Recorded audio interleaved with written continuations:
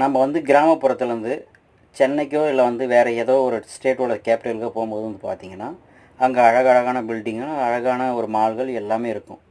So நாம் வந்து இப்போ சென்னைக்கே போகிறோன்னு வச்சுக்கோங்க. சென்னைக்கு போயிட்டு மெரினா பீச் சுற்றி பார்த்துட்டு, இல்லை அங்கே வேலை செய்கிறோம் அப்படின்னா, ஏதோ ஒரு வீடு வாடகைக்கு எடுத்துகிட்டு அங்கே வந்து பார்த்திங்கன்னா 5, 6 பேர் ஷேர் பண்ணி தான் அந்த வீட்டில் இருப்போம். ஸோ சென்னையில் அதுமாரி. அதேமாரி தான் வெளிநாடுகள்லேயும் வந்து பார்த்திங்கன்னா, நம்ம ஹாஸ்டல்ஸ் வந்து பார்த்திங்கன்னா பயங்கர பிரம்மாண்டமாக இருக்கும். அப்படி இப்படிலாம் யோசிக்காதீங்க.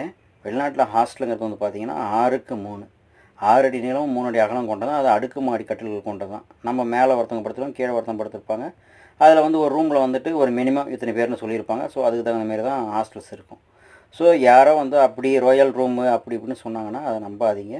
ஹாஸ்டல்ஸ் வந்து இப்படி தான் இருக்கும். அதேமாரி வந்து பார்த்திங்கன்னா மக்கள் நடமாட்டம் இல்லாத ஒரு பக்கமாக தான் நம்மளை வந்து வச்சுருப்பாங்க. ஏன்னா வந்து பார்த்திங்கன்னா ஒர்க்கர்ஸுங்க வந்து ஒர்க் பண்ணிவிட்டு வந்துட்டு நைட்டில் சமைக்கணும், போகணும், வரணும் அப்படிங்கிறத பப்ளிக் இடையூறு வரக்கூடாதுன்னு ஒரு பக்கமாக தான் ஹாஸ்டல்ஸ் எப்பவுமே இருக்கும்.